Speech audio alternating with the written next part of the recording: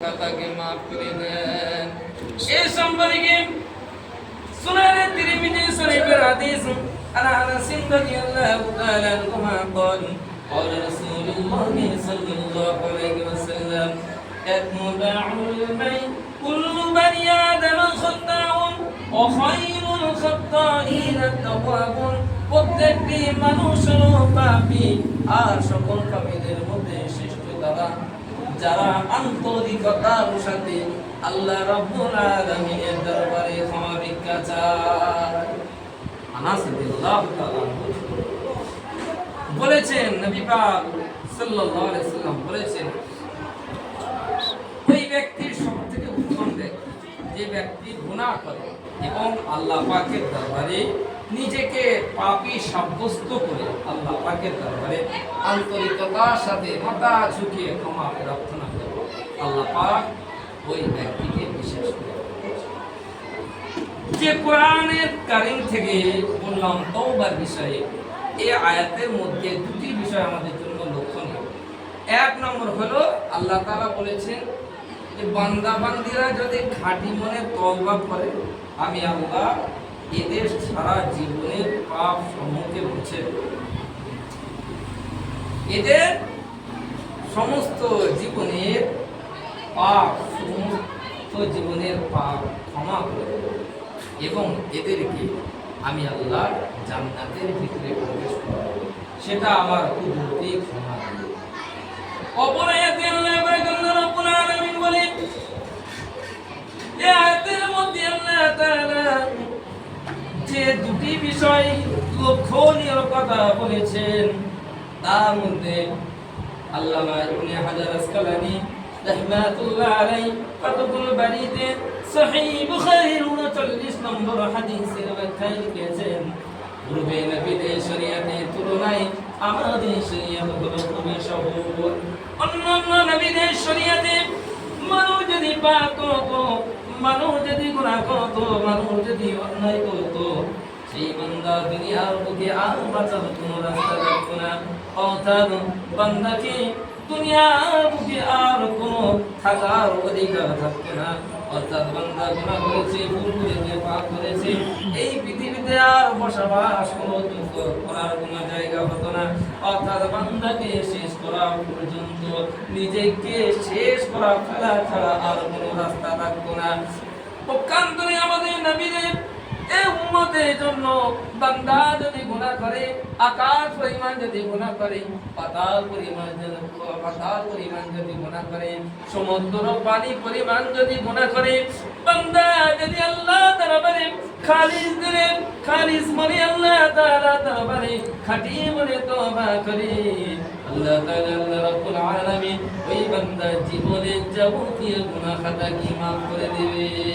তবে এই অফারটা হলো আমাদের নবী মুহাম্মদুর রাসূলুল্লাহ সাল্লাল্লাহু আলাইহি ওয়াসাল্লামের জন্য।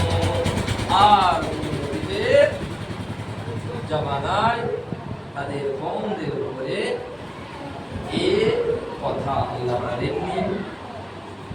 তারা যখন পাপ করেছে, অন্যায় করেছে, গুনাহ করেছে, আল্লাহ তাআলা সঙ্গে সঙ্গে আযাব দিয়ে তাদেরকে ধ্বংস করে দিয়েছে।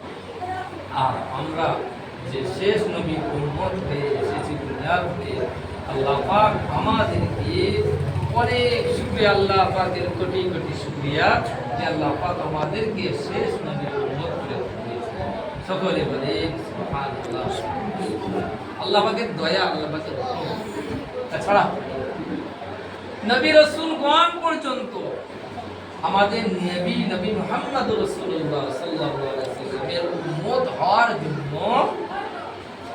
ইচ্ছা করেছে।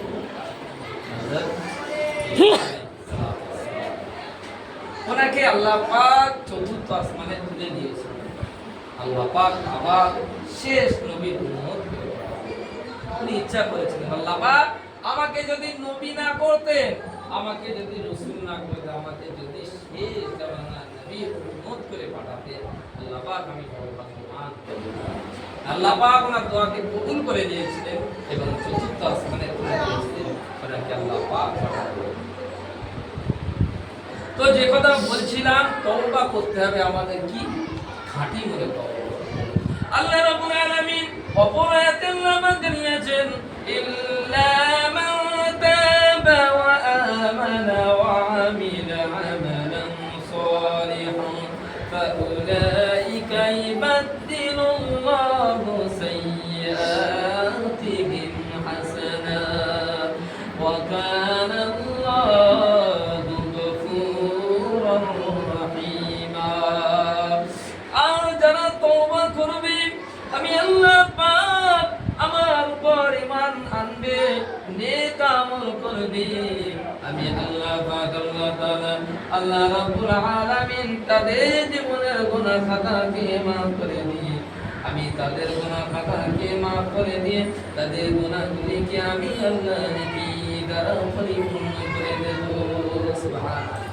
গুনাহ তো করব, গুনাহ তো করি, আমরা করছি, শয়তানের ওয়াসওয়াসা, কিন্তু গুনাহ করব, আবার আল্লাহ পাকের দরবাজাতে খালেস দিলে যদি তওবা করি, আল্লাহ পাক সেই গুনাহগুলো maaf করে দেবেন এবং maaf করে দিয়ে সেই গুনাহগুলি কি করবেন, আবার নেকি দ্বারা হযরত আবু হুরায়রা রাদিয়াল্লাহু তাআলা আনহু হতে বর্ণিত, তিনি বলেন আল্লাহ নবী আল্লাহ রাসূল বলেছেন, যে ব্যক্তিকে আল্লাহ পাক লাশ জাহান্নাম থেকে তুলে জান্নাতে দেবেন, আল্লাহ পাক ফেরেশতাদেরকে হুকুম করবেন, ও আমার ফেরেশতারা, ও আমার মালায়েকারা, তোমরা চলে যাও, এই জাহান্নামের গর্তের ভিতরে আমার একটা বান্দা যারা পরিমাণ তার ঈমান আছে, এই বান্দাকে তুলে আমি আল্লাহ আমার কাছে নিয়ে এসো। ফেরেশতারা চলতে থাকবে, যেতে থাকবে, জাহান্নাম থেকে ওই বান্দাকে তুলে আনা হবে, আল্লাহ পাকের দরবারে হাজির করা হবে। আল্লাহ পাকে বলবে, আল্লাহ আপনি আদেশ করেছিলেন বান্দাকে তুলে এনেছি। আল্লাহ পাকের সামনে যখন হাজির করা হবে, আল্লাহ পাক বলবেন, আমার এই বান্দা যত ছোট ছোট গুনাহ আছে বান্দার সম্মুখে হাজির করো। বান্দার যত ছোট ছোট গুনাহ আছে ওই গুনাহগুলি আমার বান্দার সামনে হাজির করো। আল্লাহ নবী আল্লাহ রাসূলের ওয়াইসা ওই বান্দা ওই উম্মতকে যখন সামনে আল্লাহ পাকের সামনে হাজির করা হবে, ফেরেশতাগণ ওই বান্দার ছোট ছোট নেকিগুলি যখন ওই বান্দার সামনে হাজির করা হবে, বান্দা বড় ভয় পেয়ে যাবে, বান্দা বড় ভয় পেতে থাকবে, বান্দা মনে মনে ভাববে, আমার যে আরো বড় বড় গুনাহ আছে, যদি সেগুলি এখানে চলে আসে, আমার সামনে উপস্থিত হয়ে যায়, তাহলে আমাকে আর বাঁচার কোনো রাস্তা নাই, আবার আল্লাহ পাক আমাকে জাহান্নামের ভিতরে ফেলে দেবে। বান্দা ভাবছেন, আল্লাহ যদি আমার বড় বড় আর গুনাহ আছে